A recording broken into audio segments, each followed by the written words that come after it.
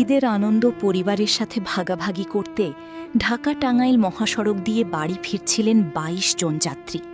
বাসের অতিরিক্ত ভাড়া এড়াতে তারা বেছে নিয়েছিলেন পণ্যবাহী ট্রাক।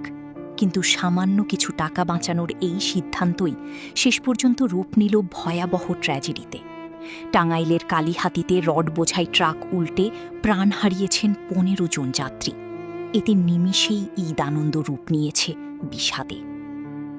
সোমবার ভোরে ঢাকা টাঙ্গাইল যমুনা সেতু মহাসড়কের কালীহাতি এলাকায় ঘটে এই মর্মান্তিক দুর্ঘটনা।